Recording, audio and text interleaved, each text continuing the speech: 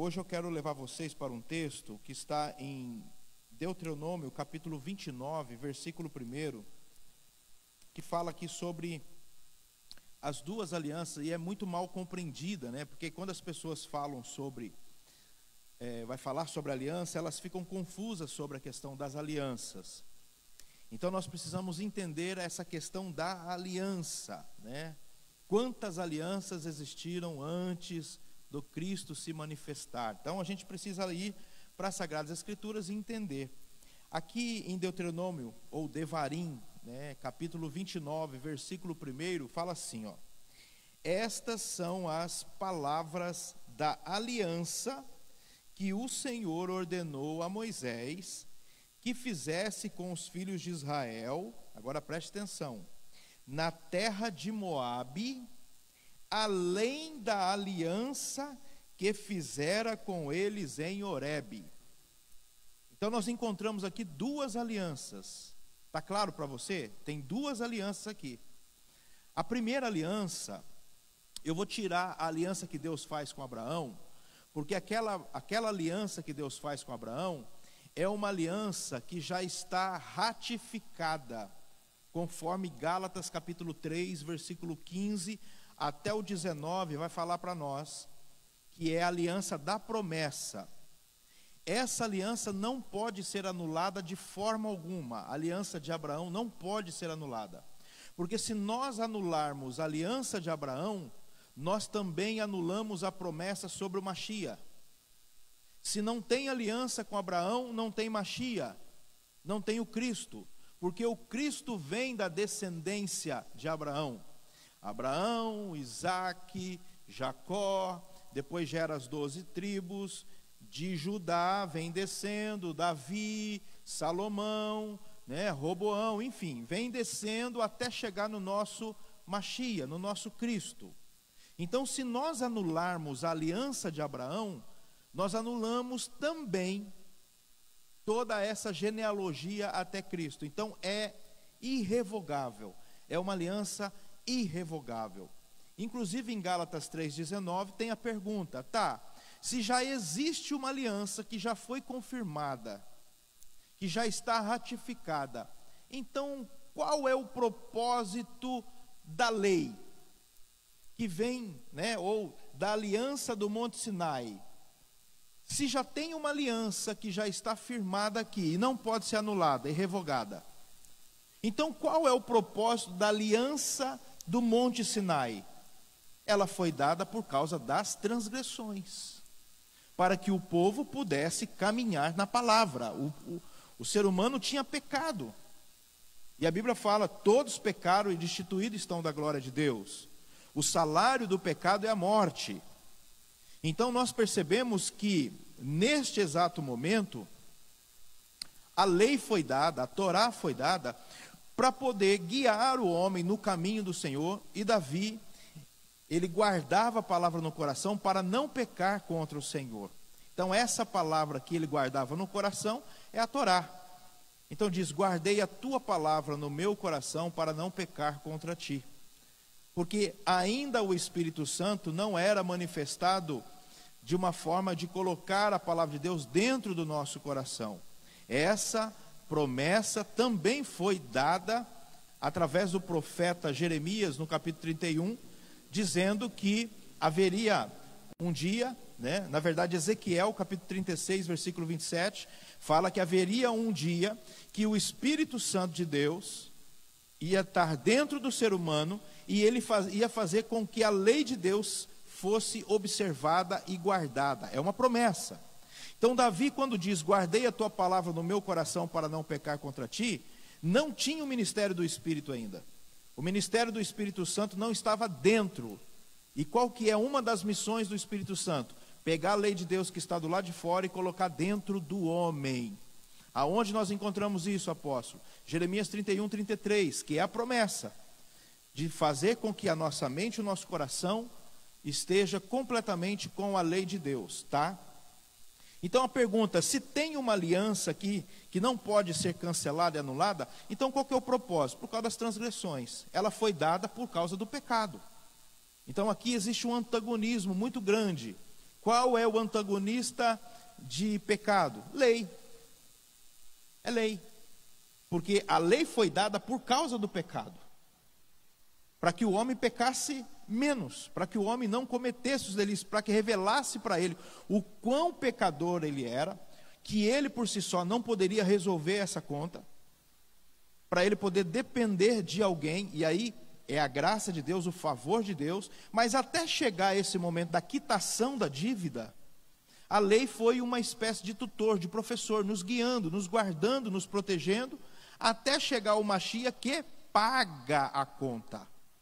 Paga a conta. Então, quando nós olhamos esse texto, né, a gente vê aqui duas alianças prefiguradas em Deuteronômio 29:1. Ele diz: a primeira no Monte Sinai, em Horebe. Horebe é o Monte Sinai. A primeira foi dada no Monte Sinai. E a segunda, neste monte, nesse lugar, nesta terra de Moabe. Então são duas alianças. Agora vamos lá. Aqui entra uma confusão muito grande na vida das pessoas, porque quando eles vão falar sobre a primeira aliança, eles se referem apenas à lei do Monte Sinai. Eles esquecem da outra aliança que está registrada aqui e que foi revelada para Moisés na terra de Moabe. E para quem não sabe, Moabe, ele era o primogênito de Ló. Lembra do sobrinho de Abraão?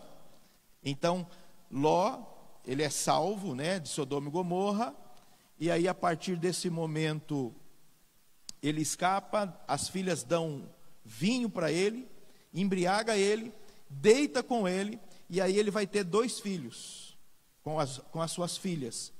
O primeiro filho, o primogênito, chama Moabe, e o segundo é Amon.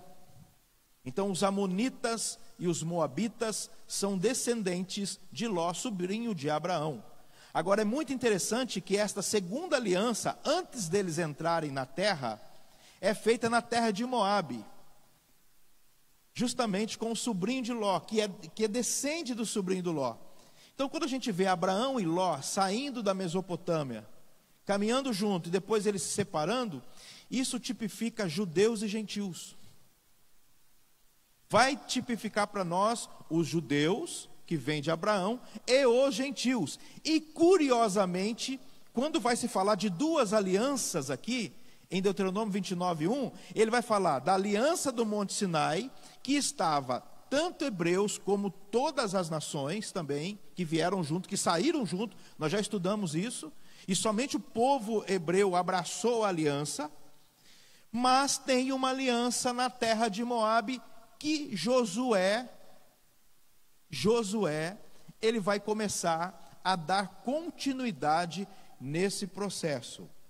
Quem é aqueles que pertenciam à aliança do Monte Sinai? Todas as pessoas que saíram do Egito, todas. Hebreus e os outros povos. Então Deus faz uma aliança, lembra em Êxodo 12, quando Deus faz uma aliança com eles, no sentido de circuncisão. Então quem fosse circuncidado, iam sair do Egito, para poder caminhar para a promessa que Deus tinha dado, certo? Ok. Quem que saiu? Quem obedeceu. Quem estava no Egito? Só tinha hebreu no Egito? Não. Se você pega a história de José, na época quando teve fome, todas as nações desceram para lá. E a turma estava cansada da escravidão. Então, quem ouviu aquela voz de Deus e fez aliança no Pêssah, na Páscoa, engraçado, a lei ainda não tinha sido revelada no Monte Sinai, mas Deus já está revelando as festas dele antes da Torá ser revelada. Então nós percebemos que o Pêssah não é do povo hebreu. O Pêssah foi dado antes deles receberem a Torá. Em Levítico 23:1 diz: estas são as minhas festas. Então as festas bíblicas não é de um povo abraçou porque entendeu. Mas as festas não são de um povo exclusivo, são do Senhor, e ela é para todas as pessoas que abraçam a aliança do Senhor. Que isso fique muito claro para nós. Agora, todo aquele pessoal que saiu do Egito, Deus fez uma aliança com ele, chamada de aliança do Monte Sinai ou do Monte Horebe. Essas pessoas pecaram, fizeram idolatria, vocês conhecem bem o texto, Êxodo capítulo 32, a gente vê que eles cometeram a idolatria. É muito curioso, né? A Bíblia está cheia de curiosidade, cheia de coincidências, né? A primeira vez que aparece a estrutura da palavra igreja em hebraico, que é kahal, a palavra igreja em hebraico chama-se kehilot, né? Na verdade kehilá, kehilá no singular, kehilot no plural, igrejas. E a palavra kahal é a estrutura que forma kehilá. É a mesma estrutura, são as mesmas palavras. Se dá justamente quando eles cometem o pecado do bezerro de ouro. A primeira vez que vai aparecer a palavra igreja no Antigo Testamento, em hebraico, é quando eles estão fazendo bezerro de ouro. Agora, em que contexto? Moisés está no Monte Sinai, recebendo a direção de Deus, e eles estão lá embaixo, esperando Moisés, criando a sua própria religião, criando o seu próprio Deus. E aparece a palavra kahal. Depois no capítulo 35 vai aparecer de novo a palavra kahal. Só que agora é Moisés dando a orientação que recebeu da Torá para conduzir o povo nessa direção. Então, Deus disse que por eles terem pecados e cometido esses pecados da idolatria e tantos outros, todo o judeu, todo o hebreu, todas as pessoas que fosse acima de 20 anos, não entraria em Canaã. Lembra de Números 13? Quando Moisés envia 12 espias para espiar a terra. Daqueles 12 espias, 10. Gente, isso é fantástico. Quanto que eu falei? 10. Foram enviados quanto? 12 príncipes. 10 murmuraram, questionaram e ficaram ali envergonhados com tudo aquilo. Se sentiram o menor dos menores. E 2 apenas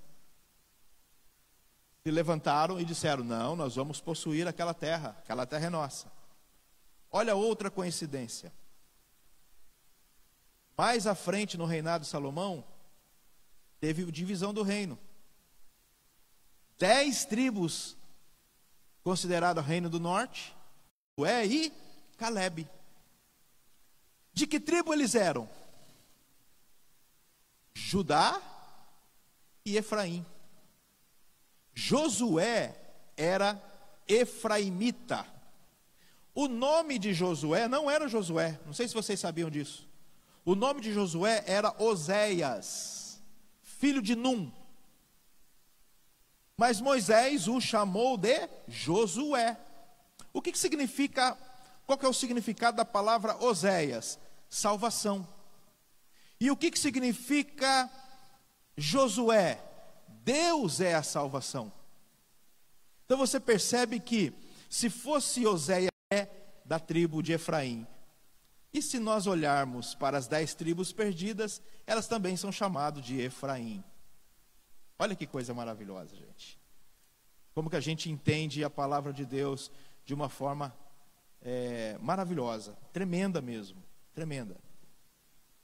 E Jesus, o seu nome abreviado, Yeshua, é o nome abreviado do quê? Do nome de Josué.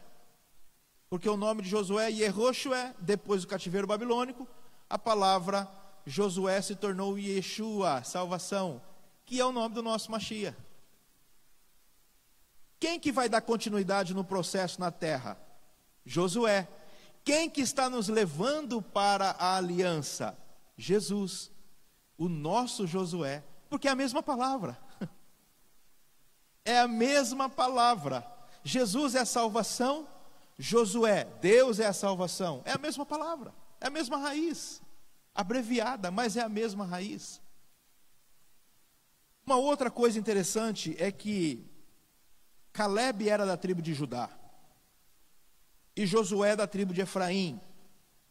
Dentro do calendário bíblico, calendário judaico, existem duas cabeças de mês, que tem a cabeça de mês, que é o 7º mês, que seria o calendário civil, que é Tishrei, e a tribo associada é Efraim. Olha aí Efraim de novo. E quando nós falamos do primeiro mês, que é Nissan, a tribo associada a Nissan é Judá. Olha Calebe e Josué aí. Como é que o senhor sabe que está associada a tribo aos meses? Por causa de Números 2. Quando a gente vai para Números 2, a gente vê, e o primeiro, e a primeira tribo vai ser Judá. Qual era o primeiro mês que Deus tirou em Êxodo 12? Nissan. Nissan, Judá. Dá para a gente fazer essa composição. Nissan, Judá. Iyar, Issahar. Sivan, Zebulon. Nós já estudamos isso, lembra? O ano passado a gente já falou sobre isso. Então, cada mês está associado a uma tribo. E, curiosamente, Josué e Calebe, que foram os únicos 2 que sobraram daquela turma acima de 20 anos, foram os únicos que entraram em Canaã. Todos aqueles acima de 20 anos que fizeram a primeira aliança, saindo do Egito, não entraram em Canaã, inclusive Moisés. Só Josué e Calebe. Só Josué e Calebe. Então aqui já é tremendo a gente entender que não existe coincidência na Bíblia. Porque Josué e Calebe, 2 tribos, que são as 2 cabeças do calendário judaico, que fala do nosso Mashiach. Agora, olha outra coincidência. Jesus nasceu aproximadamente entre setembro e outubro. Se nós considerarmos mais específico, entre o dia 10 de Tishrei ao dia 15 de Tishrei. Ou seja, do 7º mês no calendário religioso e no primeiro mês do calendário civil. Lembra que 2 cabeças? Então nós estamos no 7º mês do calendário religioso e no primeiro mês do calendário civil. Inclusive nós estamos próximos a virar o ano bíblico. Dia 2 de outubro, 6 horas da tarde, já é ano novo e nós já entramos no ano 5785. A partir do dia 2 de outubro, que hora? 6 horas da tarde. Então nós já entramos no ano 5785. Hoje à tarde nós estávamos estudando a palavra aqui com o Lé, e eu gosto de estudar a Bíblia com ele, muito bom. Existem 2 ocasiões que o shofar toca. Uma delas é no dia 1º de Tishrei. Inclusive tem uma festa chamada Festa de Teruá, ou Yom Teruá, Festa das Trombetas. É a única festa das 7 festas, sem considerar o Shabat, que toca a trombeta. Então é mandamento tocar o shofar no dia 1º de Tishrei, que é chamado em Israel de Rosh Hashanah, cabeça do ano, que é o ano novo. Mas na Bíblia não aparece Rosh Hashanah, na Bíblia aparece Yom Teruá, que é festa das trombetas, e toca-se a trombeta nesse dia. Quando que Jesus retornará? Ao soar a última trombeta. Na sua primeira vinda, ele cumpriu as 4 primeiras festas do primeiro semestre. Na sua segunda vinda, é possível que ele cumpra as outras 3 que faltam, que é Yom Teruá,